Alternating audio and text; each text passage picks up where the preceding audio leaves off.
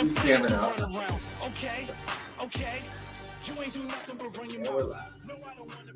Yeah, welcome to the Welcome back. December 19th PRsAllDay shit show.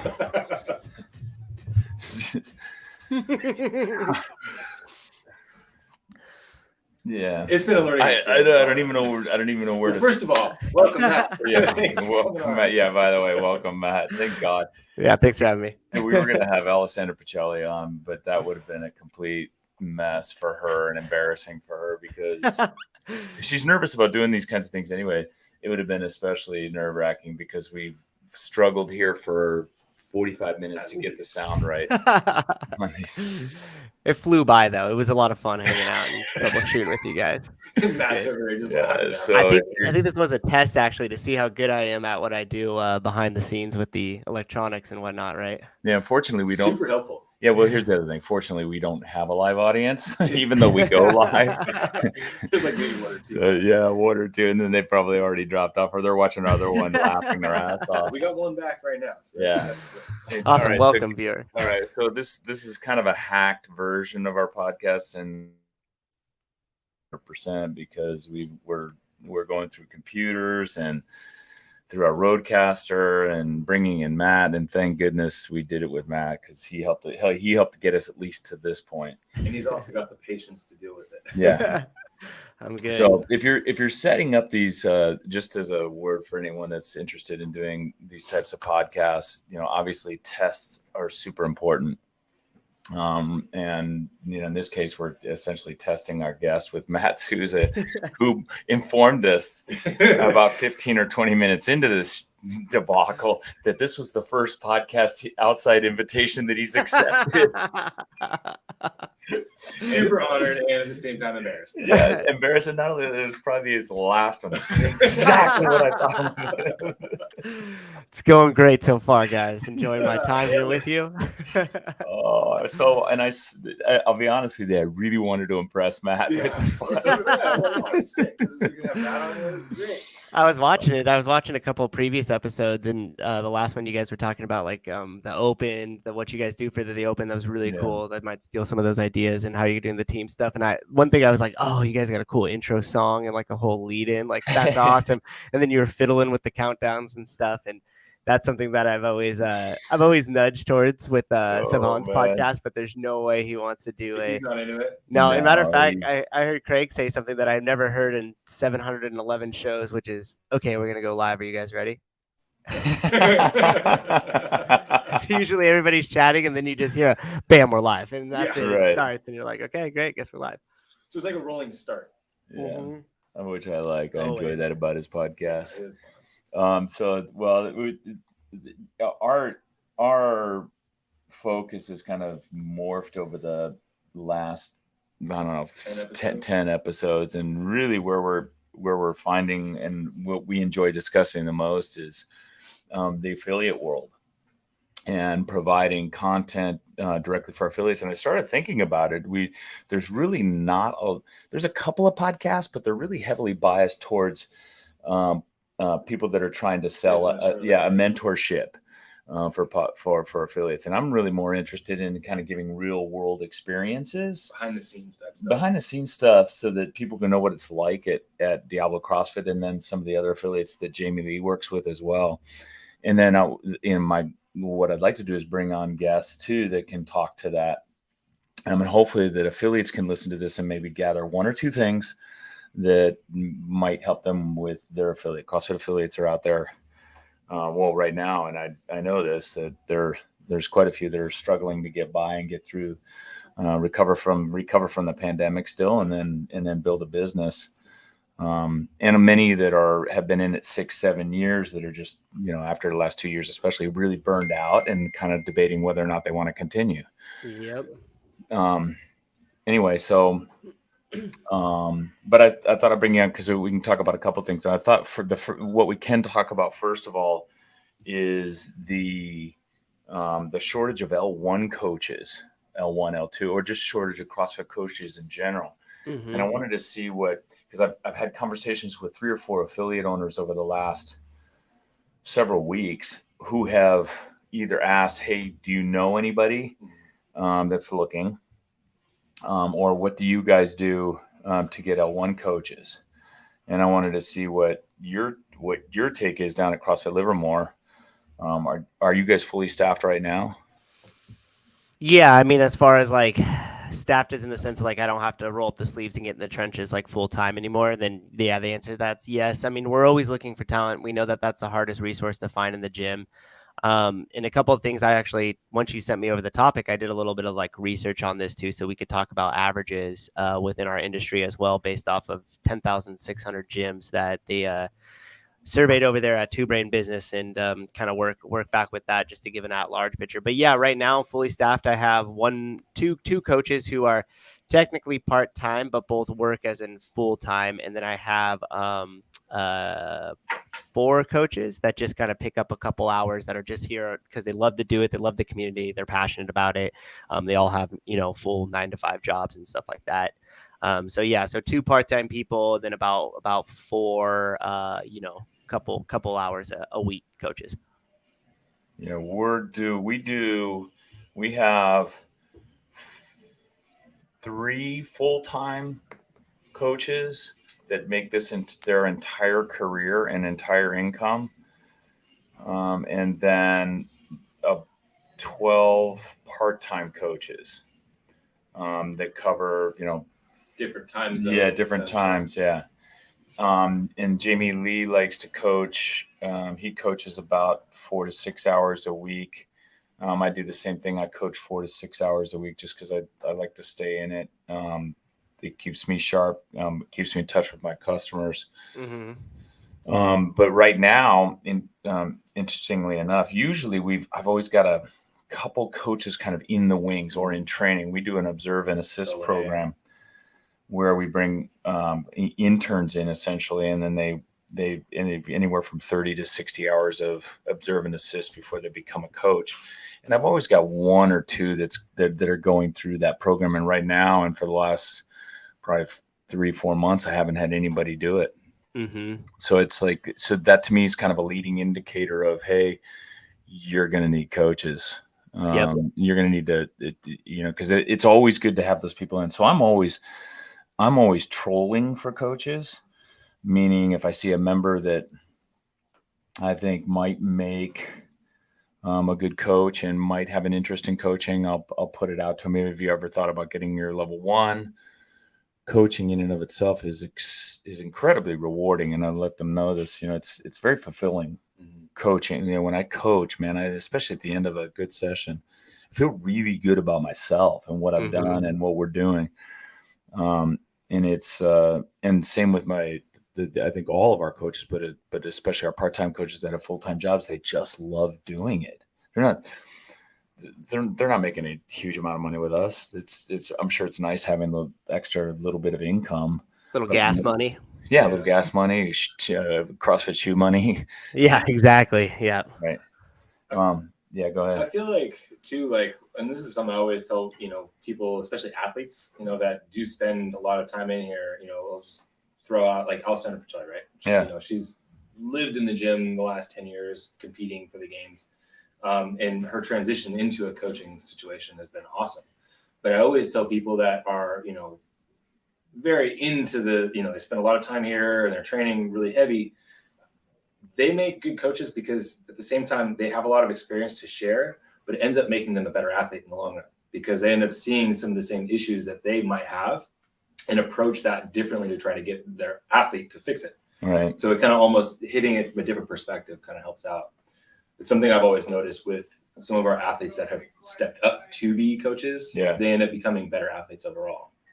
Yeah. And how do you guys approach that normally? Like if you find somebody in the gym that might be a good candidate, like what are you looking for first and foremost? And then what does that conversation usually look like? And I'm going to steal this for my own selfish reasons. Yeah. So that's why I ask. For me, it's the relatability with other people. Yeah. Do they get along with pretty much everybody in the community? Are they approachable? That's like the first thing. If you can tell if they're nice and they smile, they say hello to people, they say hello to new people, they say hello to our coaches, and they respect our coaches. Because a lot of times you get athletes that are really good and they don't it's not that they're rude, but they have a wall. They have a wall. That's well said. Yeah. They have a wall that that they're not that approachable, and that they're and our coaches feel intimidated by them. And so those won't necessarily make great coaches, but the ones like Alessandra Pacelli is super approachable. Amy, super approachable, nice, open. Those are the types of athletes that make good coaches. And those that are open and receptive to feedback. Yeah. Oh yeah. If they are coachable, they also can coach. Yeah.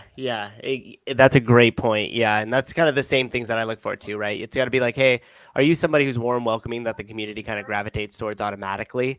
And then that way, when we elevate your position within the communities, are they going to be receptive to that? Because you're always going to have to get over that hump of like, hey, I was working out next to you. Now you're telling me what to do on my thrusters. Like, I've seen your thrusters, And so you always have to be able to have that. And just out of curiosity, what's the shortest amount anybody's ever coached for you guys? Because I bet you I have you beat. Probably like I want to say like if you remember, Athena coached with us for about a month. Yeah, she coached for us for about she's a member, and she's an L1. She coached and she just didn't have it. She just didn't have the drive to want to coach. Right. That's right. She didn't have the drive to want to coach. She had all the abilities. It's just, I think she had stuff in her outside life, and she was helping take care of her parents. Yeah. That's right. Yeah. So I had a coach come in. He lasted one class. One class. And so we were originally, and this is a good lesson for anybody out there listening that might think like, oh, I got a friend or a buddy who I think would do well. Right. And so we have the same kind of internship process where we'll go through kind of our core values. We'll talk about, I have this thing called the mature coach model that I totally ripped off of, I think like a John Maxwell thing. Stephen Covey. It was ripped off of a Stephen Covey thing. The mature coach model is the correct amount of consideration and courage to run the class. You have to have a certain amount of consideration for people that might be dealing with things or issues or continuing to work on their movement. But you also have the courage to say like, hey, hold on, take the weight off the bar. That looks terrible. Yeah. Let's do this, but to do it in a tactful way with consideration. So that's kind of the model that we go after. And he kept going like, no, I got this. I've been doing this for years. The gym I went in San Francisco. And he was like within a group of us, and we always had a good time when he lifted. I wasn't super close with him. So he said, okay, no problem. So he took the class, ran the class, and I was kind of just sitting and observing. But one of my coaches who's been with me for the whole entire time since day one I've opened the gym took his class. And it just happened to be a coincidence. And so afterwards, we were having a little powwow, just kind of doing a debrief after the class that he coached. And I called my other coach in there. I go, hey, Vince, what'd you think about, so-and-so's class? And the first thing he asked, he goes, yeah, were you prepared? Or did you have a lesson plan at all? And it was just a genuine question. He knew that there was a learning process that would come with this. And all of a sudden his whole demeanor changed and he was just pissed. And so going back to what you were saying about being able to take feedback, right? So then I discussed, and I like to label a lot. So like when we're in there, we're having a tough conversation. And I see that, I'll just reach over. Hey, Craig, you look upset.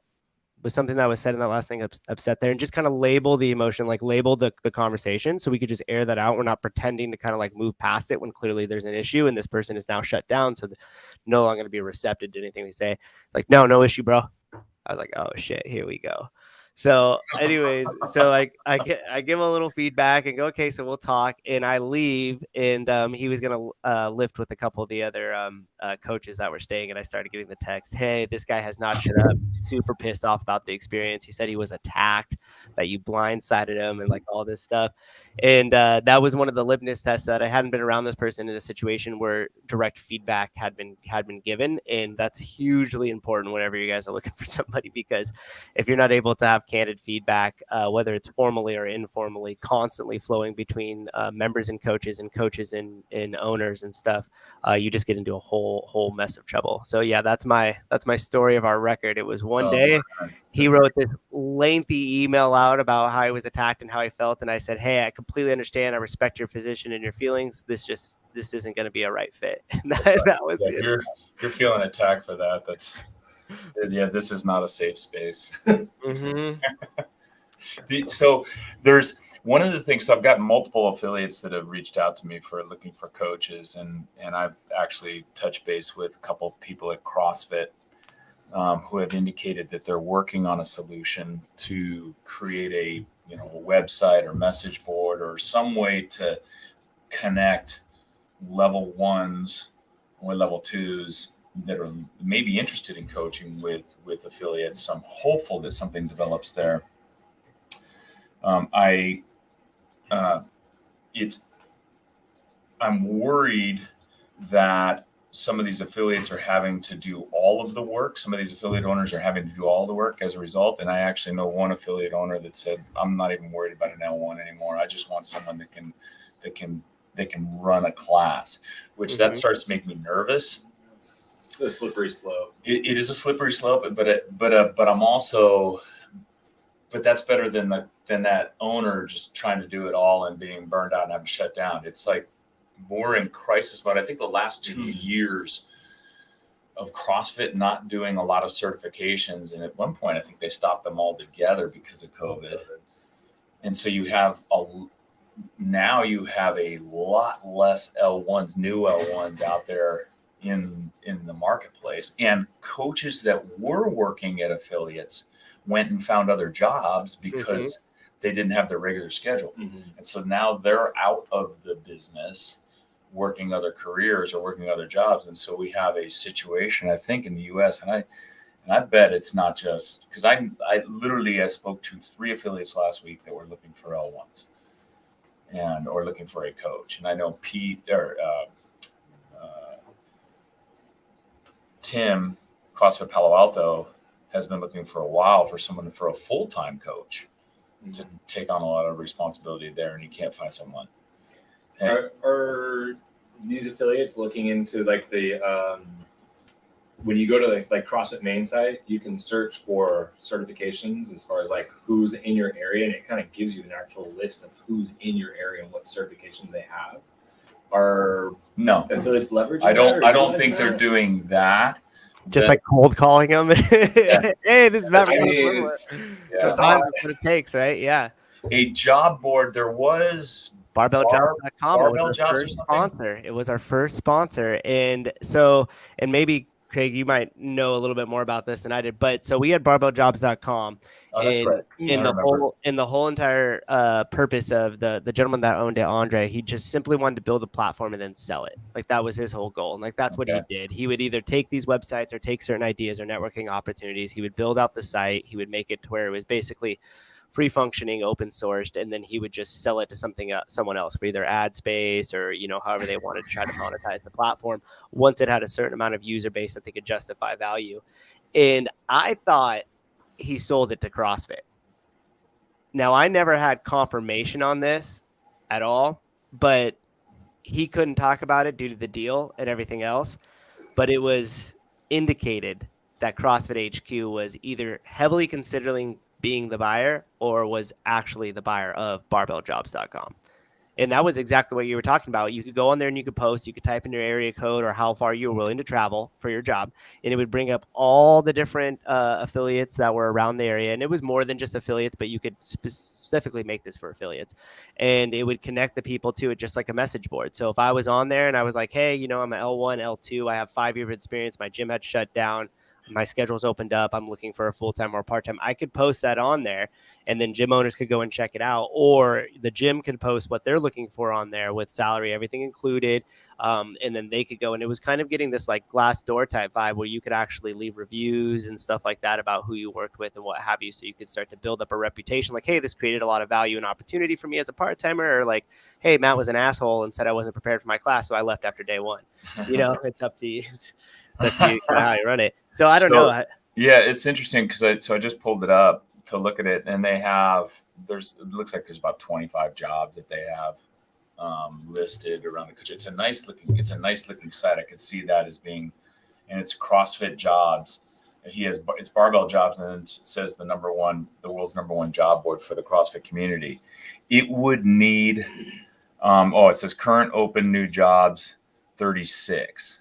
That's it. Wow. So it was almost at 1,000 plus postings when we were promoting it and pushing it. And there was quite a few that were on there. Yeah, he has 1,000 jobs posted, 1,084 jobs posted, 36 currently open jobs. I don't know what the difference is on those two things. Oh, interesting. Okay. But still around though. This is, yeah. And to be honest with you, this is exactly the kind of thing that's needed. Mm-hmm. But it needs support of CrossFit. It doesn't. It's vital to its existence, right? Because like if CrossFit isn't promoting it, if CrossFit isn't even taking these opportunities to say, hey, there's a big gap that needs to be filled in space XYZ, just by kind of looking at the data from a website like that, there's lots of different creative ways that they could fulfill it. And even one of the ways too is I always thought is like plop an L1 into some of those gyms where you could host it for a weekend or two, right? And just try to drive traffic. And I realize that's not going to work at every single gym. If you have one in middle of nowhere, Idaho, and there's not an airport or something, you're not like that might not be an opportunity. But once you start to find the little pockets, you could give attention, you could give unique value propositions to those also affiliates, which would help an affiliate say, hey, why am I paying for this? Well, you're also paying for this now because we created a network of L1, L2s that you could either source information from or source people for. And the one thing that's interesting, and maybe we could speculate on this a little bit, is like, why is it that the fitness industry can't find real meaningful careers? It usually seems that it's more of a passion project. We have a lot of part-timers that get into it or become owners and then get burnt out. I mean, you guys have seen it over the years, but it's not just CrossFit. It's not a unique problem to CrossFit. I mean, we've seen it with the Jazzercises. We've seen it with all the other franchises, the Orange Theories, the F45s.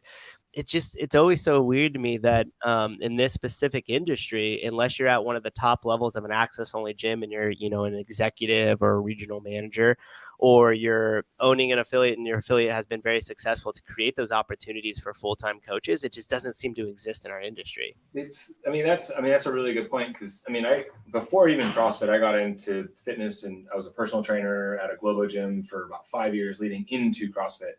And basically to do that full time, I'm working from 5 a.m. to like 10. And then you have the middle of the day open and you come back in the evening time because you're really at the mercy of what your clients have available. Mm-hmm. And everybody else has, day jobs. So when they get their workout done in the morning, they go to work and they go home to their families, or they wake up, go to work, and then come to the gym later. Mm-hmm. So to make it as a full-time career, you got to get creative. That is interesting. So that makes it right away less desirable as a full-time career if you're working when everybody else is not working. Mm-hmm. That's it perfectly. Like most everybody in this industry is like it's a passion project. Yeah. Right. Mm-hmm. I mean, you do it for the benefit of helping people. It's not necessarily monetary gain. Well, so I find that, Matt, with our coaches, right? I have every pay period. I have challenges getting the coaches to log their PTs. All I want them to do is book the private coaching session. Like they'll do the private coaching session. They'll even charge the client, but they won't close it out so that they can get paid. And every pay period, there's you're chasing them down to pay them. Chasing them down to pay them, and again, I think there's that it's a kind of a dichotomy of personality. The people that are your best coaches aren't doing it for the money and aren't necessarily they aren't money motivated. It's not that they don't want money. They're just not money motivated. Right. And when you find that sweet spot of the combination of the coach that like really wants to make a good income and they want to help people, that's an ideal situation. And I have, I think three of those. The others, I literally have to, and I tell you, even I'll come in and sit down and meet with them and go, I'm giving you a raise. Like, oh, okay, that's great. And thanks. if I ask them, do you know how much you're making now? I guarantee you more than half of them would say, no, I have no idea. I'm getting a check. I mean, get this. The last pay period we had, there was a payroll snafu with our manager that does the payroll, Carrie Olson. The ADP had a payroll snafu, and so it didn't pay on the date that it was supposed to pay, which was 5 days. It was supposed to pay a couple of days after the first month, and the fifth day of the month, no payroll has gone out. We don't know that it hasn't gone out. A coach at the end of the day came up to me and said, "Hey, I don't think I got paid." And I looked, and no one had been paid for 4 days. No one said anything. I mean, I think that also too just speaks to the community over at Diablo, and this is a thread that we see amongst all the CrossFit affiliates, right? Is like there's just really good people that take personal responsibility, Yes. and so many of them probably like, did I screw something up? Why didn't I get paid? Like Oh, nobody's like that's a good out in point. front of your You're house with a pitchfork, like Craig's taking all the money and hoarding it. He right. bought a new jet ski. I seen it in his garage, right? And so like it's kind of funny, but I do think that is the thread of the type of people that you attract. I mean, I have somebody, Susie, who's been with me actually before CFL, because I purchased an existing CrossFit gym when we first went into it, which is a story in all its own. But she came with that gym. Awesome lady. She's an executive at at TaylorMade Brands, which was like Men's Warehouse and that kind of conglomerate, Joseph Bank and stuff. Very established in her career, very well respected within her field. And I remember one time I reached out and I was like, hey, Susie, you only have to do these 2 classes to kind of meet the quota here. I don't want to take advantage. You're doing these early morning ones, you're doing the afternoon. And she gave me this weird look like, you're kicking me off. And I was like, no, not at all. I just wanted you to know that you had an option. She's like, if I need an option, I'll let you know. Am I doing something wrong? Why are you? And I was like, no, you are. And here I thought it was like taking advantage. In the back of my mind, I was like, I really need to like give her the out if she wants to. I don't want her to feel bad. And she looked at me like I was crazy. Like, why are you taking this away from me? What did I do wrong? So that's just the type of people that usually these gyms and this community like attracts, which I think is crazy unique, because and I know that a lot of times, and especially you probably have it over at Dabble, like these people will then all of a sudden take charge of certain things.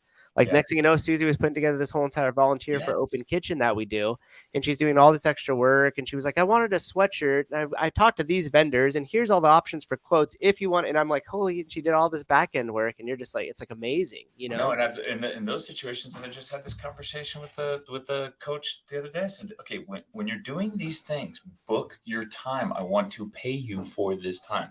Like I go, oh yeah, no, that's okay. No, it's not okay. I want take the money, damn it. That's why when I see who's notorious for his morning chalk up when they get on these payroll issues, and then then you see all these comments and their coaches aren't paid and their coaches don't make a living. I'm like, okay, the people that are making these comments and the morning chalk have just no understanding. Yeah. Of because affiliate owners do want to pay, and affiliate owners want to try to maximize it. And again, it's that dichotomy of the person that makes the best coach is not necessarily keenly interested in trying to generate a big income for themselves.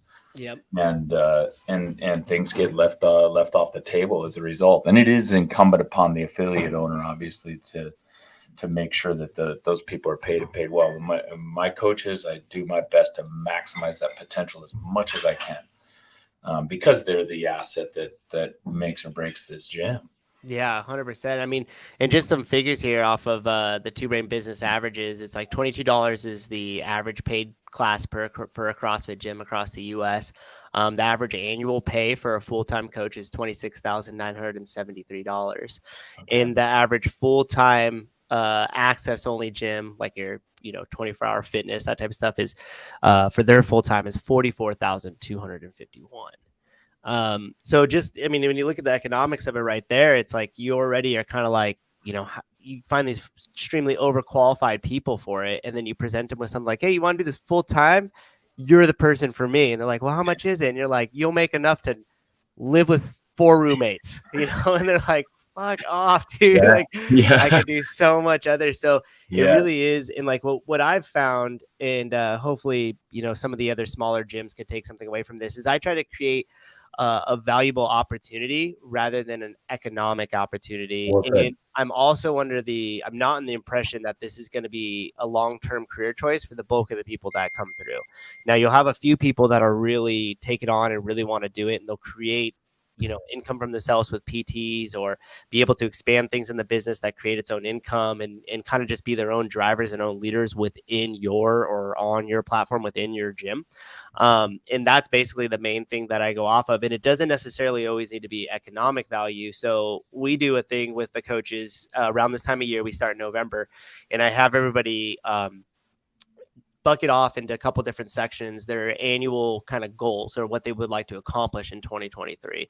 And then we also talk about the habit that needs to come along with that goal. And it can't be arbitrary. And we kind of beat each other's goals up and put a little pressure on there. So, if Jamie Lee came to me and he said, hey, I want to save more money this year, I would tell him, well, that goal is bullshit because nobody knows where your baseline is, just like we would in CrossFit. Where's your baseline, where you're starting from, and how much can you actually save? And then once we get really clear on that, he goes, I want to save $24,000 this year. I'm in a position to save $2,000 a month. Okay, great. Now, the second question is, what habits do you need to change or you do need to pick up that are going to also help you move towards that goal of saving your $2,000 a month? And we go through this in pretty much detail, and then we try to hold each other accountable with it. We'll print them out. We'll put them up in the office.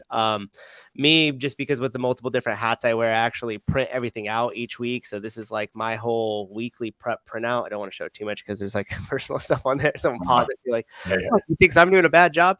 But and then I actually put this here too, just to give a little bit more insight. So I'll write it up like this in each quadrant. And the ones that personally I chose were like financial, family, business, health, personal development, and education. And so I'll put 2 to 3 things in each one of those buckets, and then I'll tie a habit that I can either stop doing, a habit that's moving me away from it, or pick up a habit that's moving me towards it. And then we'll meet quarterly on these goals. And I really encourage the staff that wants to jump onto this to do them around you personally, because then we can become a team of people that just help you kind of do what you want to do. If you're me and you're like, hey, I'm coaching, I want to do these full time, but it's really my dream to open a wine tasting specialty store. Okay, well, awesome. Let's put that into the goals. Let's work together on this. How could we meet? So then that way they're also receiving some sort of value outside of just, the average $22 per class, and they're connected to it and they're being driven, and they find that the place or the affiliate in the meetings with the staff and all of them help them achieve their stuff personally way outside of what they normally do. So that's just fantastic. a little. We're similar in that, look, you're not going to get rich here coaching classes, and you're going to get burned out, because coaching classes is while it's incredibly rewarding and very satisfying, and a lot of times a lot of fun when you get a great class, it's just it economically for a CrossFit gym is not feasible for us to create an income stream that would pay someone enough for full-time living. So for us, the way I look at it is that Diablo's business is the membership. So our revenue stream, our primary revenue stream, is our membership, and I want to get as many members as I can, paying us as regularly as I can, as long as they can. And I do that by offering awesome classes, keeping our facilities up to date, keeping the gym clean, but then also having good coaches. Now for the coaches, I tell them, look, here's what your hourly rate's going to be, but here's where the opportunity is. You can do private coaching sessions. You can do skills clinics. You can do all of these things, and I give the maximum percentage that I can with literally in most cases with private trainings, I break even, because I don't see those as revenue opportunities for Diablo. I see those as revenue opportunities for my coaches. But what it does is, if a member is doing private training sessions with one of my coaches, they're building a relationship that will keep them here a little longer. They're improving their skill sets, which will keep them here a little longer. And then the coach is getting a reward, which keeps the coach here longer. So I see skills clinics and private coaching sessions, and even better is custom programming. Where they give the members accessory work or dedicated customized programming that gives the coach literally almost 100% of the income on that. Again, keeps that member tied to Diablo. So my revenue stream is memberships. The coach's revenue stream is custom programming, private coaching, and clinics and events. And as a result, they can generate a nice income. I have one coach that almost broke the 6-figure barrier last year. Wow. And he's close again this year. And a couple and 2 or 3 other coaches that are above that average that you mentioned from Two Brain. So it seems to be working. For the other coaches, they're part-time, and that's and they're satisfied with the extra income they're getting because they have other careers or other incomes. But I just took the view of letting go of those other revenue streams and really focusing on the membership stream. And it makes my life a lot easier. Now I don't have to, I'm not worried about, hey, 15% of my income needs to come from private coaching. 15% needs to come from class. No, I'm just a membership business. I really want memberships, and I want them to stay and pay as long as possible. And if you want to do nutrition coaching, you want to do private clinics, you want to do custom coaching, you want to do all those things, do it. I highly encourage it. And not only that, here's the thing I've been struggling with too, Matt, with my coach. We talked about this kind of in the beginning. I want them to charge a fair price for private coaching. Yeah. Neil Maddox said at a meeting down there with Dave Castro, he charges $300 an hour for for his clients. And he goes, and I'm worth it. And I could see it, because not only do you get a private coaching session, but you probably get homework, you get skills, you get things that will last you the rest of your life. That is worth $300 an hour. And my coaches, I'm trying to get them to, they feel guilty for charging, more than $100 an hour. I'm like, you got to understand, first of all, people are willing to pay, and two, you're giving them something that's going to last them. It's not just for that hour, but it's going to last them a lifetime. Right. It's funny too, like two things on that point. Number one, that's the same model that you were talking about as far as personal training, taking the bare minimum from it. That's the same thing that I do too, because it also takes the pressure off the owner of trying to like continuously give raises, and you're like, shoot. And it was funny because once we really talked about that, and a couple of my coaches like went after it, I'm like, signing the checks at the end of the month, and I'm like, holy fuck, like, dude, I'm kind of like looking like, did we double check this? This is right. And I'm like, shit. And I could speak to the, the smaller gym owners and stuff, because I think I'm kind of like right in between. I'm not like super small, but we don't quite have the size of the community that you guys have, right? So I'm kind of like right in that middle lane. And I sympathize with some of the smaller gyms, because they're like, shit, dude, I'm not even paying myself. And now I have to give away a percentage. And I will say to those gym owners that are listening right now, focus on the long-term thinking. Yes. Don't sell yourself, because sure, it might make a couple extra $100 and it might feel a little bit better, but you'll end up running that person out. Then you're going to be in a whole heap of trouble when you don't have the help that you need to separate yourself from those hours to do the other work, to be able to be the business driver, because you're too into the classes too much, right? So really take the long-term vision on that, and let your coaches create their own income within the gym. And you hit a bunch of good points there, which is essentially they're making your business model stronger. Yeah. So by allowing that freedom, if you're saying we're focusing solely on revenue and lifetime value of the customer, they're actually helping that vision. If you stay true to that and don't get caught up like, holy shit, one of my coaches made almost, $9,000 this month, and they're doing all this personal training, they're kicking butt, and the members are loving them. It's like perfect, because now they're going to stay there and everything else. And then going back to what I originally said about creating value opportunity, if you're having open discussions about their personal goals, and they come to you and they say, hey, one day I want to own a gym, your answer should be, awesome. How do we cultivate that together here? Not push them away and then see them as the enemy, because once it becomes like an us versus them, like coaches and members versus the owner, you are already on your way out. The career path at CrossFit is, you start as a coach. You can maybe manage, or you can build a huge personal private training clientele. You can do custom programming. Jamie Lee, actually, because he started writing our program for Diablo, and then we got it onto Sugar Wad, started growing. And I just didn't want to have anything to do with it, to be honest with you. He literally, we spun that business out, and he's the CEO of that business now. Mm-hmm. So he does the programming for us, and now he's got his own business that he basically took out of Diablo, and he was a former affiliate owner as well, took out of Diablo and ran that business. Or the other alternative is that you go on and open your own affiliate. And to me, that's awesome. That's exactly what we want. I want people.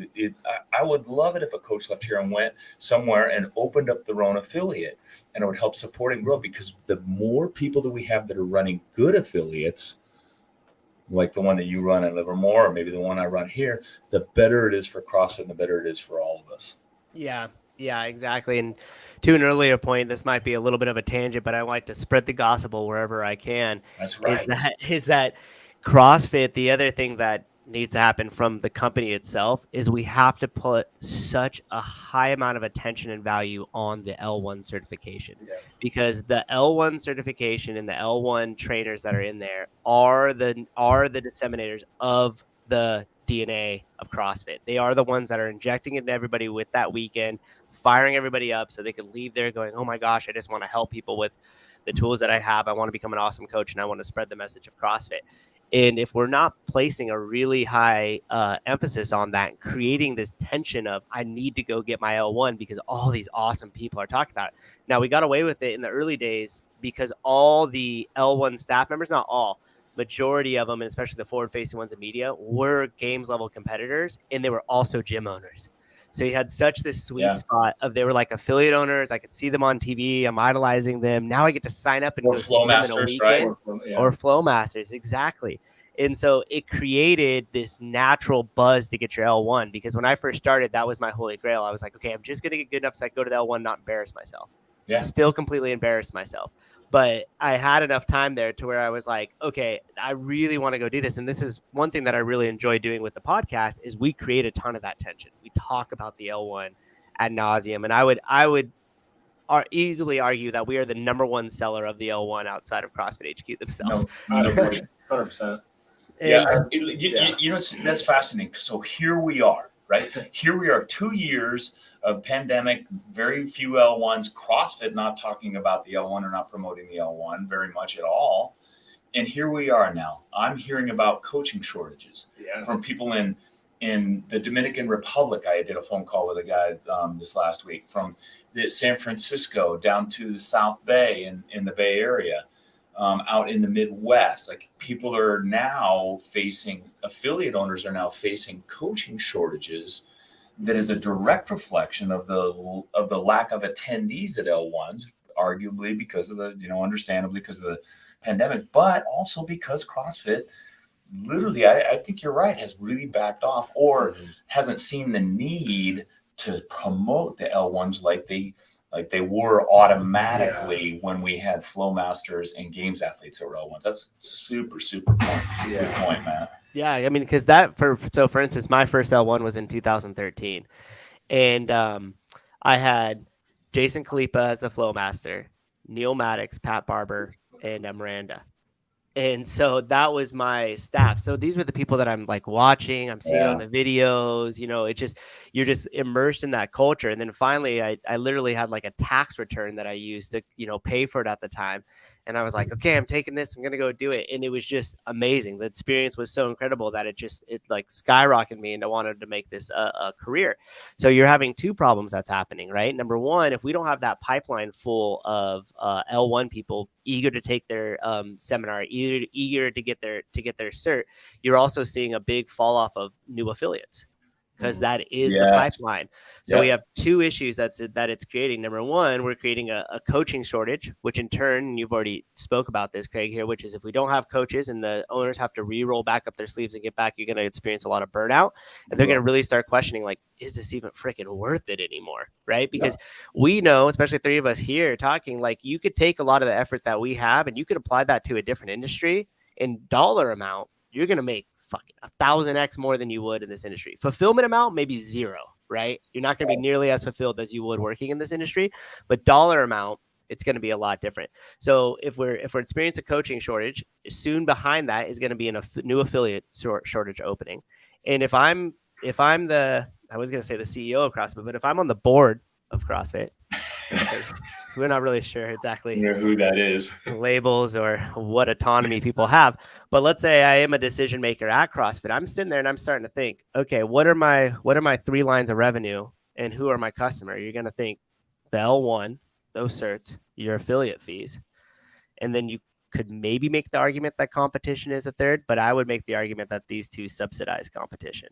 I don't have to the P&Ls and stuff like that, but I would be willing to bet. So what you're looking at is, and I know we're moving a little far away, so we'll get back to like the inside the gym in a minute here, but I'm just trying to look at the global problem as it exists, not just the individual affiliates, right? So if I'm CrossFit and you're sitting there, you're saying, okay, our 2 major revenue streams are starting to die up because we're not stuffing that pipeline full.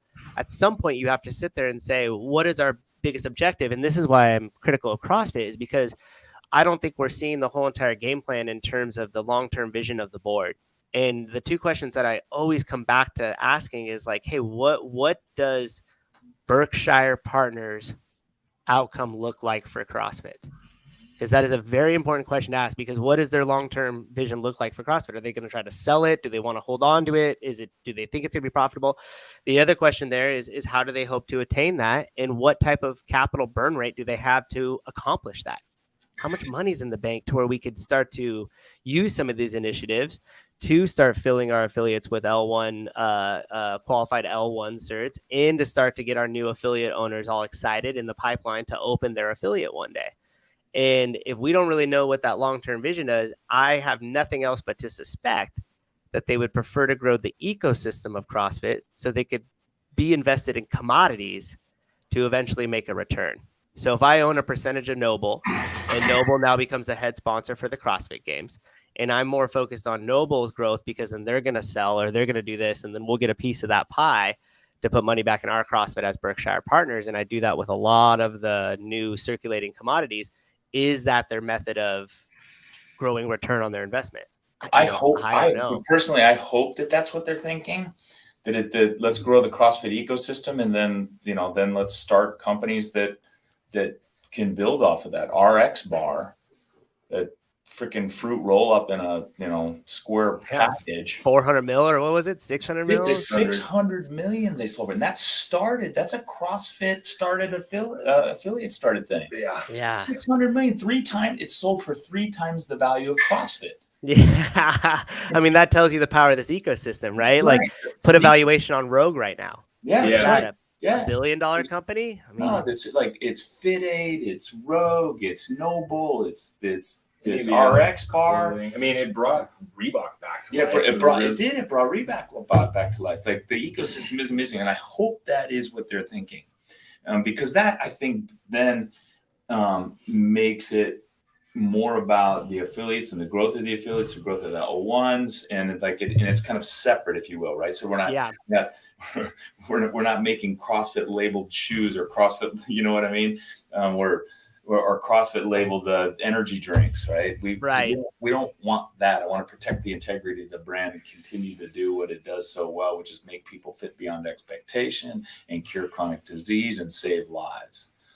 And as long as we do that, look, then you can feed your shoes through it. You can feed your RX bars through it, or your, Thorn supplements, whatever it is that's coming through the ecosystem. That's fine. The ecosystem is going to be there no matter what we do. Yeah. But it is fascinating to see. I feel like there is a freight train. Actually, I think the freight train's kind of already here as I talk to these affiliate owners that are looking for L1s. Is that and it what's going to be interesting to see too, Matt, this year is how many people sign up for the games.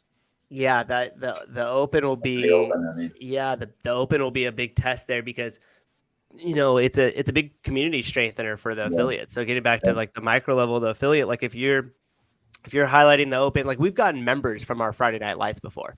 Like they come with a friend who just like drug them in because they're like, I'm going to come watch you exercise. Are you freaking kidding me on a Friday night? And they're like, oh, there'll be beer there. And I'm like, all right, well, fine.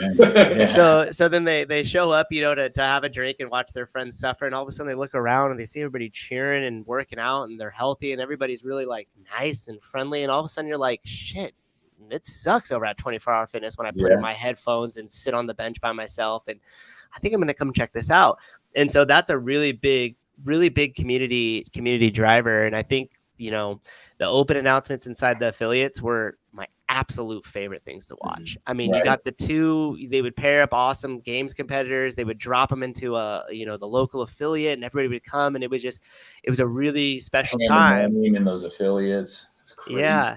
And I mean, you guys hosted a couple of those, so I know it's no easy feat on your end either. Holy crap. But I think they're. Yeah, I hope that the attendance is up this year, participation is up this year. Yeah, and I will tell you, the more CrossFit creates an opportunity for the affiliates, whether that be the chance to host an open announcement, which is only going to be 3 of them, right? But a chance to host an open announcement, but then creating a ton of media about those affiliates when they're doing it, and creating a bunch of media about the community side of the open. Like I remember being at yours at the open announcement. I think you had she was 16 at the time, some 16-year-old Oh, girl. yeah. We did. Kennedy. Yeah, and she hit some clean and jerk PR, and you had games level athletes in there, and the crowd was going more crazy for her. And kind of seeing that within the community, everybody else was like, "Whoa, shit!" And you had a couple. I think you had like the young versus the old, or something like Masters, and Millennials versus Masters. That was one of our open. It's the funniest thing. I went to that announcement. I was dressed up like Aladdin because it was Halloween. I went to that announcement, and I remember that, but I couldn't tell you without sitting here thinking about it for a minute what games athletes showed up. Oh, that's interesting. Yeah, so that was a year with some big athletes. We had Ben Smith, Sean Sweeney. I didn't even know Ben Smith was there. Jason Carroll, yeah. I remember Jason Carroll because I think I had like a brief conversation with him. But that just goes to show you, you know, if they were to. That's interesting, right? Yeah, because I literally remember that. And Grace and I we talked about that. It was like, how cool was it where you guys set that up, where we let those games athletes go, and that was fun, exciting to watch. But then you brought in your members just to get after it within that crowd, and that was a big like takeaway for me. It was like, wow. Yeah, we had a 65-year-old because we had a 63-year-old Julie. Sedestrom, yeah. So if I were CrossFit HQ, I would have, number one, promoted that within my own platform. I think at the time they were like letting the affiliates do it, and it was a weird time, so they just kind of didn't even do a host for it. But I would host it so that way I could capture the largest part of the community that I could to watch it live. And then at the same time, I would have sent a film person out there, and I would have done a whole entire behind the scenes with you guys setting it up. Because if I were to watch the two of you guys in some of those meetings, watching the way it's set up, I would have loved to see everybody scrambling with like, shit, we didn't order this, and we have these chairs, and these people aren't coming. And, you know, all that little stuff of the ins and outs of it. Then the athletes showed up, and then you show the thing. What that's going to do is it's going to inspire an affiliate to want to recreate that same thing within their own gym. And that was something that early media did. Yeah. And then you could do that. You could set up your own Friday Night Lights. You could set up the same way. You could use your athletes. You could compare them next to each other. You know, some of the masters athletes versus some of the teens. And basically you're giving the blue book or the blueprint to run that at a higher level with the games athletes, but you're also creating the inspiration for a local affiliate just to do it within their own gym, and the importance of it because they see the community, they see that connection. And then you could go into the business side. Hey, this is going to create a ton more value for your members. Your community is going to be tighter knit. The tighter knit they are, the longer they're going to stay. They might bring some of their friends. And that's how I would create a bunch of more community and attention behind the open, specifically involving the affiliates. Are you hearing anything more from CrossFit with respect to the build out of a media team there at all, or is it still nothing on my end? No, I would love to. I actually just had Dawn in the gym last Thursday. He came down. Katie Hogan and Jordan Holland also came down, and they talked to a handful of departed affiliates, just to kind of continue to gather some information and see what they're. I wasn't in the meeting. They just kind of used the space as a easy spot for these particular affiliate owners to kind of come to. Sure, yeah. And Katie Hogan came and dropped in on one of Grace's classes. I still haven't heard Grace shut up about it because she was like, I got a compliment on my coaching from Katie Hogan, and she's just going on and on and on. But anyhow, after that, they were like, hey, this would be a decent location for us to do this. Would you mind? And I was like, yeah. And I don't have any information on that. I respectfully decided to just stay away from the meeting because with the podcast and that there, I wanted people to be able to speak freely. And I really am pro CrossFit continued growth and exponential growth in the future. So I wouldn't want to do anything that could potentially harm that, whether they're afraid to give information, everybody's kind of looking at me like, so is this going to be on tomorrow's episode or what do you kind of that situation. Yeah. It's interesting that there seems to be some attention on saving affiliates, keeping affiliates from leaving, and talking to affiliate owners that left. And I can tell by the way you say that it was a mistake on their part, huh?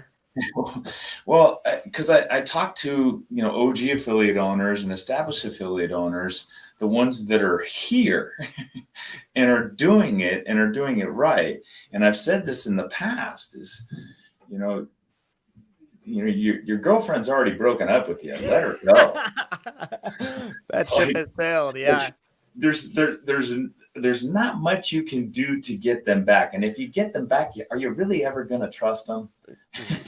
Exactly. It could be that one thing though that, we talk about getting and receiving feedback. They could be trying to see what do they do wrong, so they don't do it again. Yeah, you snore like a motherfucker, and you never clean your clothes. You think, okay, fine, all right. But I think your affiliate owners that are here, that are doing it right, that are successful and promote CrossFit should be highlighting that. Let's. Yeah. So if because I know I talk to these affiliate owners and they want to be loved by CrossFit. They want to be, hey, thanks for hanging with us and staying with us. You guys are doing it right. That's what we need to do more of. Yeah. And it's and I've tried to communicate this to CrossFit. Here's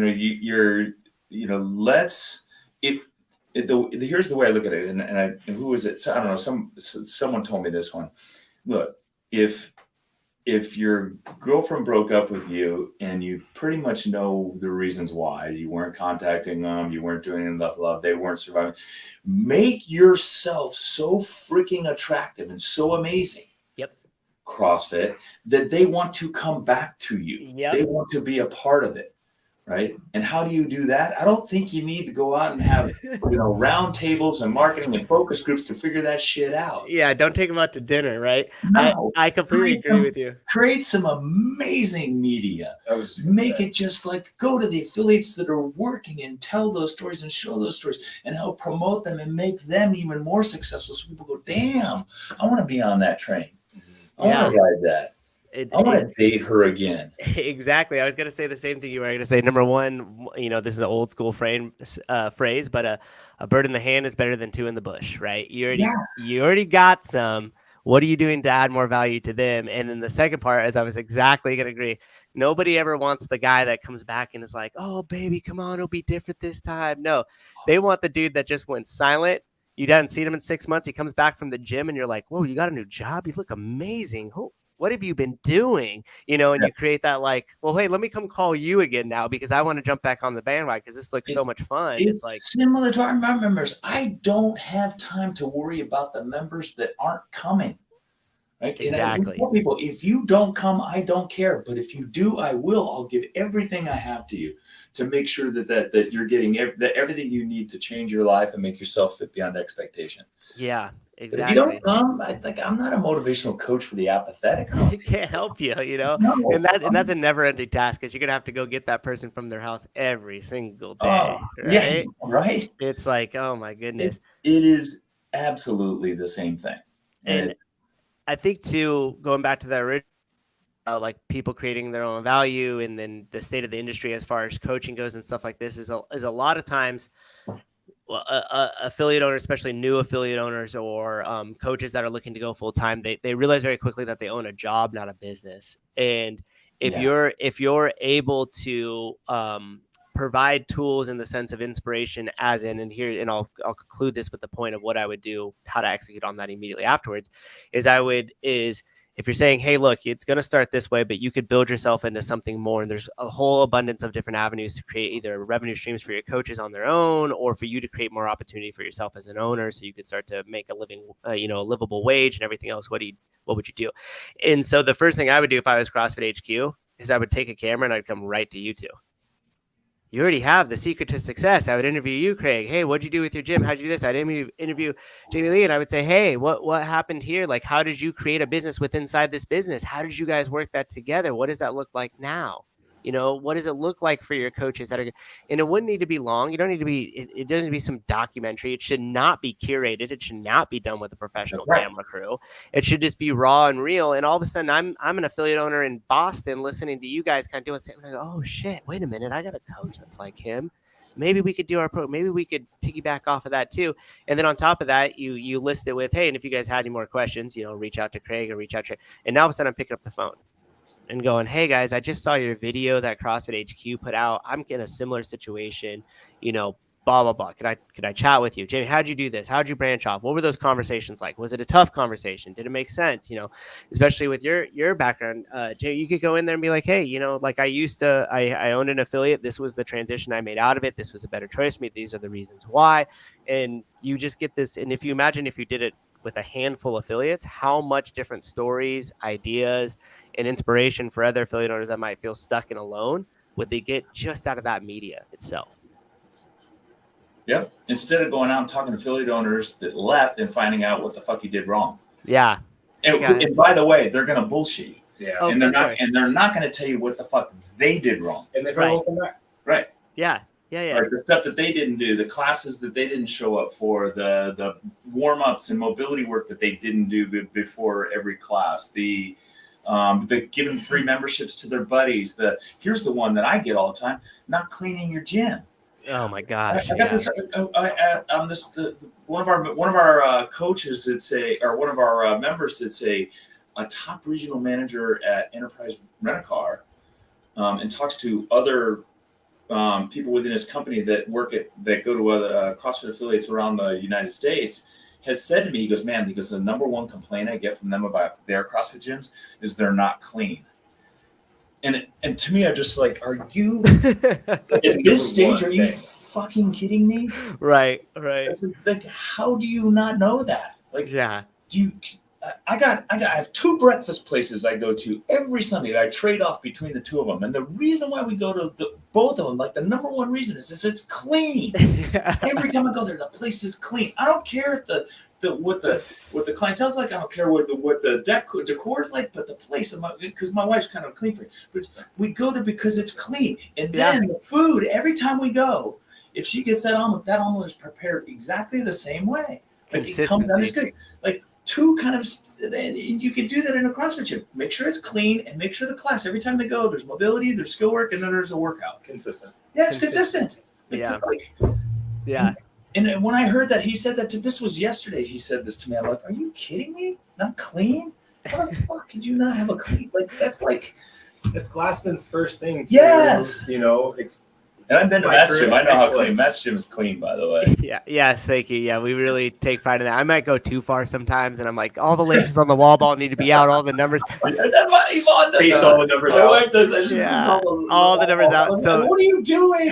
Then I like it too when I go there and I see them all out. I like it. Well, funny story to that is, so we started a youth program at the gym. Again, somebody who's been a longtime member that's mentioned the coaches that coaches over at our local high school here wanted to kind of expand upon that program, right? So anyhow, we got all the kids in there, and they put back their wall balls, and it's just scattered all over the thing. So I bring them over, and I'm like, come here, guys, let me explain something to you. And I said the other people that I work with, the firefighters and the military and stuff like this, the reason why the attention to detail and doing everything right is so important is because when that standard slips, even if it's a little bit, even if it's one time it slips, it's going to continue to slip. It's never in homeostasis. You're either improving upon it or it's starting to lack, right? There's never like a in between. I said, and these people's jobs depend on advancement of the standard, because if it slips, people die. And I said, and if you started to look at everything with that level of seriousness, you'll start to find little opportunities to create consistency and excellence and going just a little bit above and beyond, which is going to translate into everything else in your life. The people who you hang around with, what you do to your day-to-day, how you're thinking, the type of stuff you're consuming, not just food, but watching and listening to all the time, right? And so the joke was always going, because Grace kind of looked and she's like, if those ball balls aren't right, someone's going to die. And like, so that's always like the thing that I do is like, especially when I'm explaining something to the class and like they turn into what I like to call the unconscious mode. And you're like, hey guys, grab a barbell and head over here. And they just start walking towards the dumbbells and you're just watching them like, why is this whole class walking to the dumbbells? And so I'd always say, hey, attention to detail or you're dead in combat. And they're just like, dude, this is so extreme. But the purpose of it, and going back to what you were saying, Craig, about those restaurants and about the gym, is when you notice that detail done, you say, these people have a standard. Yes. This isn't put this way by accident. Somebody said the wall balls go like this. The jump ropes go like this. On Tuesdays, we clean the bathroom like this. And once you realize that they have a standard and potentially even a system that backs that standard, you know that you're going to get a consistent product. You know that you're going to get friendly coaches. And you know that this is a business that's going to be around for a while and has been around for a while. Because if it's not clean, the first thing you're thinking is, okay, if they can't even put the dust off these wall balls or wipe down this bathroom on a consistent basis, there's no standard here. And therefore everything else is going to reflect that same mentality. Yeah. And I don't care how fucking good and how thick your playbook is. If you're not doing that, the playbook doesn't matter. Like, doesn't those matter. Are bare minimums. And those are things that don't need to be taught. Those are things that should be understood when you like, that should be on the affiliate freaking application. Yeah, exactly. How often do you plan to clean your bathrooms? Exactly. And what type of standard do you hold yourself to? Yeah. And you could put together, and you could even frame it so it makes it easier and put together a questionnaire, you know, like. Right now, go take a picture of your house. I want to see your kitchen and your bedroom right now. Yeah. Zoom. Yeah. Up, you're out. Yeah. I mean, it's true because we all, you know, you're always going to have to, and as an owner, you're going to have to decide, okay, these are my standards. This is the way we operate. This is what we stand for. And as CrossFit HQ, you're saying, hey, you're free to do whatever you want, run your gym however you want. And then you kind of look back on that and say, are those standards going to be reflective of what we want in CrossFit, right? And then you can help nudge in certain directions, whether it be best practices or whether it be Katie Hogan dropping into your gym and taking a class and looking around and going like, you guys need to clean this place. Yep. Because if you had surprise visits, and the joke that I used to make to my staff all the time, and actually, Craig, you were part of it as well too in the last couple of years.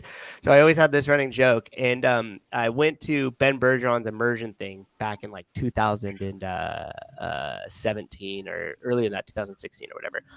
And then after that, I had started to try to get close to HQ. And so I made up this thing to my coaches. If they see this too, they're going to crack up. And I told them, hey, I just spoke with Ben and the guys over at HQ, and they're planning to do a gym tour. And because of my connection with Ben and going out there, and because of which HQ, they're going to come visit this gym. We just don't know when. And so I'd always kind of distill that fear. And then Craig, after I reached out to you for a mentorship and had you come into the gym, I literally told them, I was like, guys, Craig is going to come out and do surprise visits. Now, we had never discussed this at all.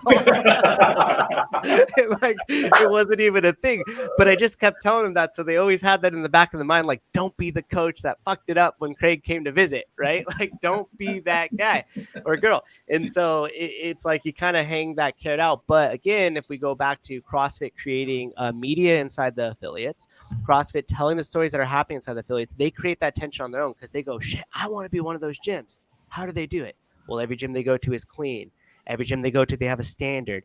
Every gym they go to, they're highlighting some sort of unique process that this gym runs that adds value to their community and to their coaches.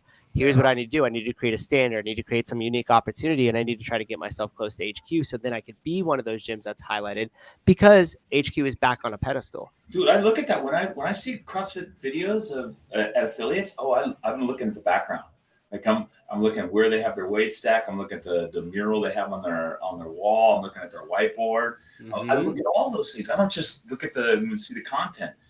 And it's because there might be something there, one that I can glean from, but two, like I'm like, oh shit, no wonder those guys. Look at that. Damn, that gym looks good. Yeah.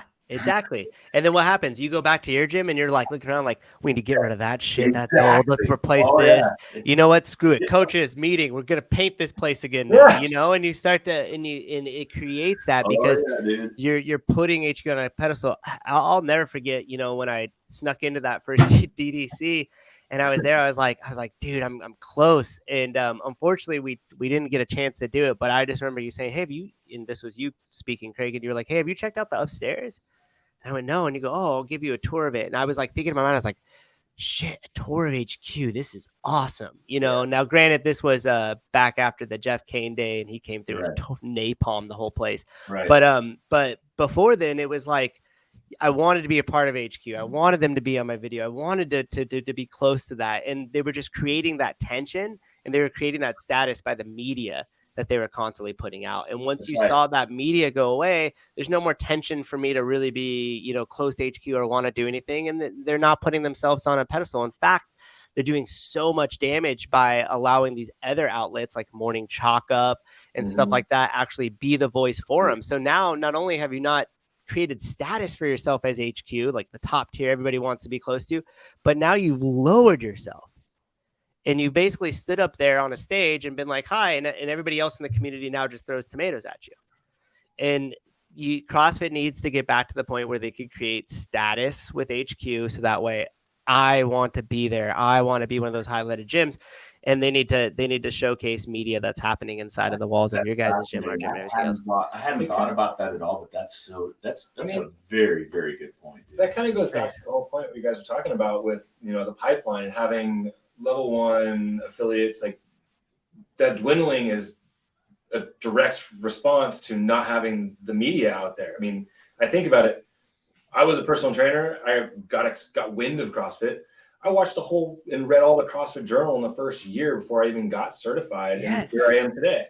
Yes. And that's a major thing I think that we're missing right now or that CrossFit is missing right now is their own media team coming back into play to show what is actually happening. Get the CrossFit Journal. Dude, such a great point. Yeah, exactly. And I had mentioned that about the journal because this was like 2009 is when I started to get like into CrossFit. I still wasn't at an affiliate at that time, but I was doing it at my house. In fact, I didn't know CrossFit was a company. I'd heard about it from one of my military buddies, and we'd drink all night Saturday night, and we wake up Sunday morning and do these crazy workouts with him, right? Like that was our weekend deal. And it wasn't until he got deployed that selfishly I was like, dude, Kenny, how am I going to work out if you're over there fighting for our country, dude? It's about me here and my Sunday workouts. And he's like, bro, it's called CrossFit.com. It's what we've been doing the whole time.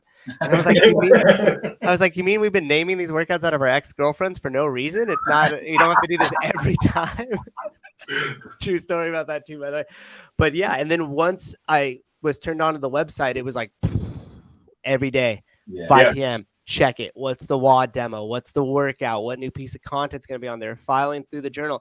I mean, I went through and created 5 or 6 audio pieces directly from the journal in 2019, just because I believed in it so much that I knew that if there was an audio form of the journal, that it would inspire the same things that we became inspired by. So by the way, material there. Do you know what's become of that? Do you know that Nicole Christensen has started the audio files? Has she? Yeah, as a direct result of what you're doing. So I recorded one. Nice. I did understanding the one I did was a journal article called Understanding CrossFit. And it's verbatim. You just read it verbatim. It's hard as shit, huh? And, yeah, it is. Yeah, especially the fucking Greg ones and the way Greg talks, dude. Dude, it took me way longer than I thought. Forever, yeah. Oh, I was so pissed.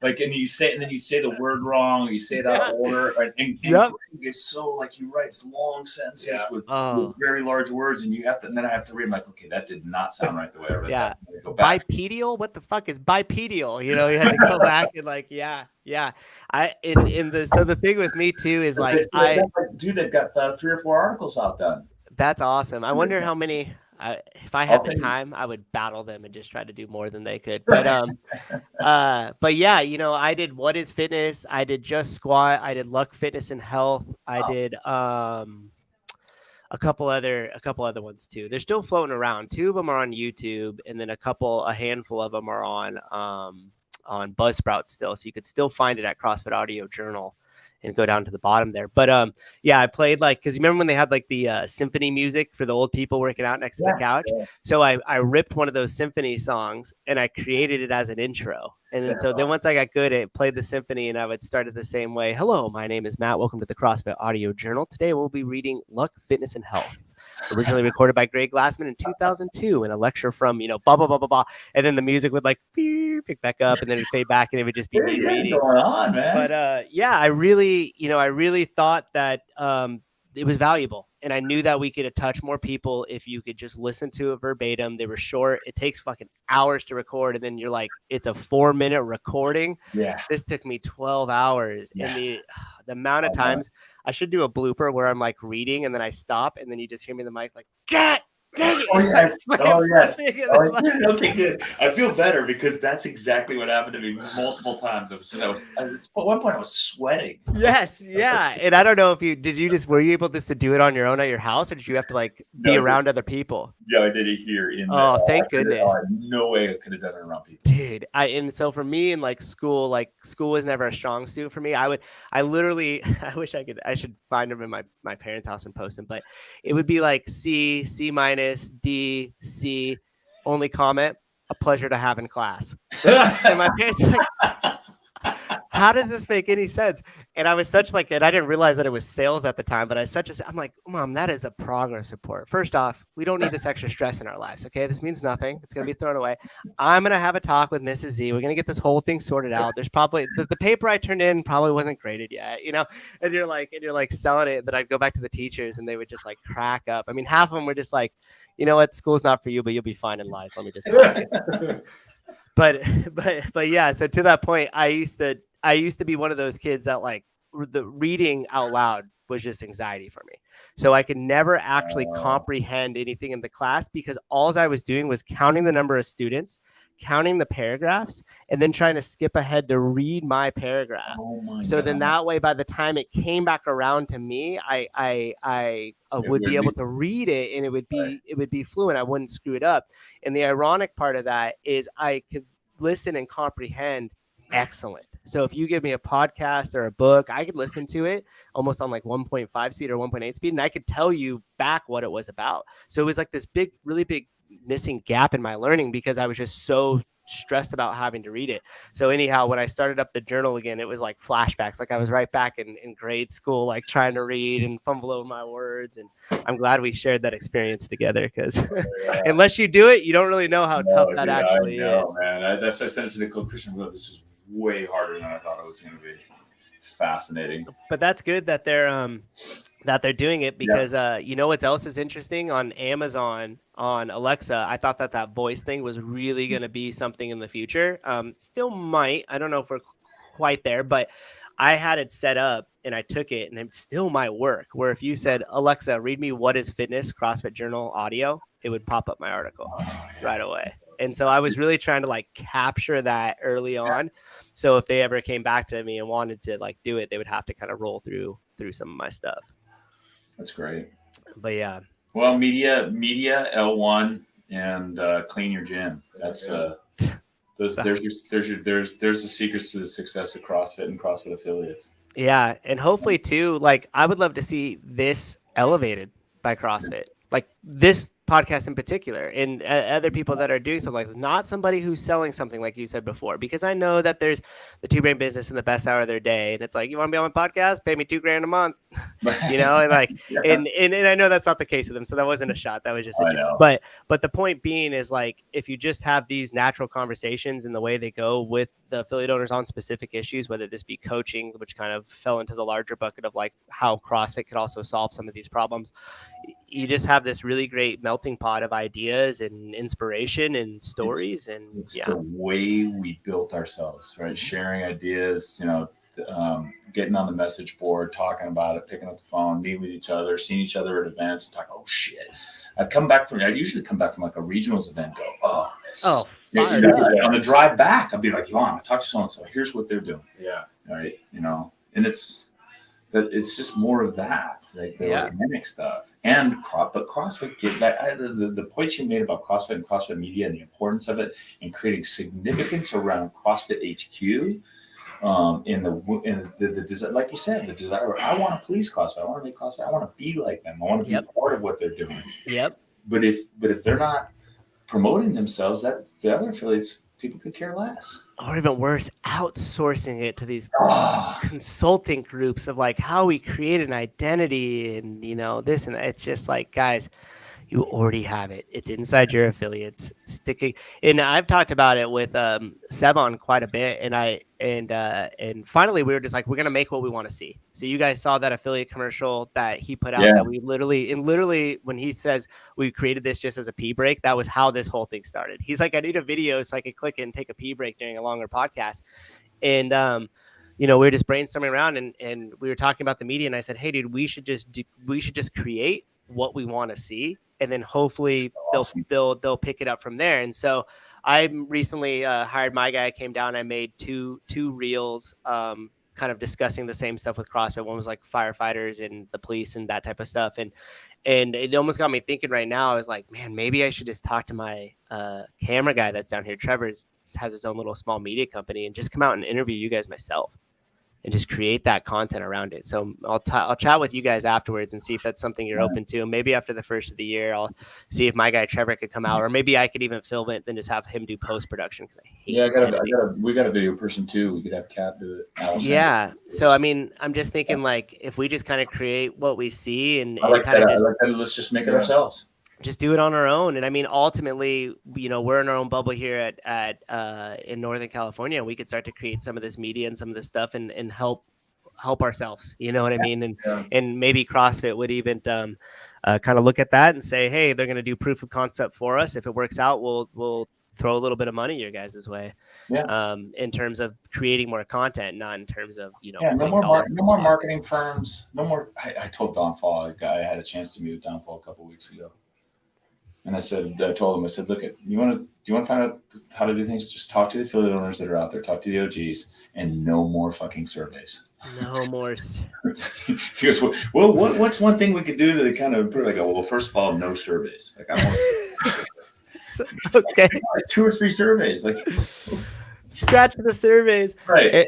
I don't want to fill out a survey, and the people that do want to fill out a survey are not the people you want to hear from. No, it's not 100%. But I do think that, and I would love to work with you guys in creating some of the stuff, and maybe too, I could get cool. Sevon out there to actually film and do it, because with him in front of and behind the camera with this stuff, I mean, he creates some awesome things. And so, you know, hopefully what he could do is do an episode of the Salon podcast out here, which would be fun. And then, that would be a blast. And then do some content after. Or logistics figured out. Yeah. All right. Yeah, but and you know, hopefully somebody from CrossFit watches this. I'm gonna suggest to a couple of the connections that I have that they do, because I just think the discussion that we've had around today. And one last thing, so I have this thing with the firefighters, right? And it's a relatively lucrative year-long contract. And essentially, my biggest downfall again is qualified trainers. Because I could take this, in a couple years back, I had spoken to you about it, Craig. I came in hot and I was like, I want you to be the CEO of this company I'm creating. The hours are crazy and the pay is shit, but you're going to love it. Sounds like a smash podcast. Yeah, I got the joke there. But yeah, and the thing is too, is I've turned down a couple other stations because I just don't have qualified individuals. But if I could give $35,000 to $45,000 for an annual salary for one of these trainers and put them to the department, you would work 1 hour a week at each department. And depending on how much we want to do, your max would be 4 hours a week at either the same department or at 2 separate departments. And I could pay a trainer that. And then, of course, you have to travel a little bit within the area. So we'd have to make sure, like, you know, geographically it made sense. And we could essentially insert what I've been doing with Hayward Fire Department, which some might call it CrossFit, some might not. Just depends on how you look at it. And plug a bunch of trainers, and not only make lucrative, real meaningful opportunities for trainers, but at the same time, really, really improve our first responders' health and their capability to be leaders once again in this community, not somebody who are looking at as defunding or the enemy, or on their end, the state just essentially is waiting. Hey, we'll get you retirement because I know you're going to die in 2 years after you retire because your health is so poor that we don't even have to save much money for a pension because you're going to croak. And statistics show that 80% of the firefighters and police and first responders die within 2 years of retirement. And the number one job threat to firefighters, their number one job threat, and the reason why a lot of them die in the line of duty is because they show up to a scene, a big scene. They go through what they have to go through, and they go into AFib or cardiac arrest on the way home because their body isn't used to handling that stress. Their aerobic system in their heart isn't used to handling that stress. And on the way back from the call, they go into cardiac arrest. Wow. Is that for real? For real. Yep. And I'm working on it here. So we have the in-body scan, the same one you guys do. And we scan all of them and stuff like that. And, you know, the ones that really haven't kept up to the standard, it's like you look at it and, you know, 60 pounds overweight, 30% body fat, 35% body fat. And so there's a real need for it there. And the best part is it's government contracted. So you get in with them for the year and you lock it down, and you prove the result in the data, and they'll keep that contract for life because they don't really want to look anywhere else. And so I've kind of just been sitting on this thing, and and really think it has some good implication. Dude, and if we get the right people. You know who's the best solution for all of this? CrossFit, exactly. Yeah. So it's where we got started. Like, so frustrated when I hear yeah stuff like that, That's information really like sad. that. It's really sad. It's really sad, and they're not the especially the police officers and stuff. We're lucky because we have one guy out here that is really big community driver. He stops into the gym all the time. He'll come full uniform and just crank out some pull-ups. We brought him in with the youth group, and like all the kids are like, why is there a cop here? Someone's getting arrested. And we're like, hey guys, let's introduce you to Officer so-and-so. Come on over. And like, they were like, oh, and by the end they were asking him about his job, and they were like pumped, and he's like back squatting, 3-0 something with all his gear on. And they're like, holy crap. And you're like, you could see it inspiring these kids. And having worked closely with military recruiting and being close with these fire departments now, I know that we think we have a problem with the L1s. They have a massive problem with recruiting. Kids aren't playing sports. Kids are soft, and the ones that are coming into that field are either medically being rolled out because their bodies haven't ever taken that kind of physicality before because they didn't play sports and weren't active as kids, or they drop out because they think that it's too hard, so they just quit. So, yeah. Wow. Problems to be solved, gentlemen. Yeah. Problems to be solved. Problems to be solved. We have the solution. Yeah. We do. Yeah. We have the solution. That's it. Right on, dude. Cool. All right. Well, thanks for your time. Yeah. No problem. Really, I had a blast, guys. It's very good. This is the longest podcast we've done. Oh, sorry. I ramble a lot. No, this is just great content all throughout it. Yeah. Okay, cool. Yeah, hopefully. And then we'll share more stuff. And then also stay in touch. Yeah, and let's stay in touch too. Jamie, let me get your number. Maybe we get the three of us in a thread together and we'll kind of chat, because no, seriously, I'd love to come out and film some stuff or collab and create some media that we coid share within ourselves and everything else. Absolutely. Cool. Yeah, amazing. Awesome. Thank you guys. Ready. Thanks, man. Yeah.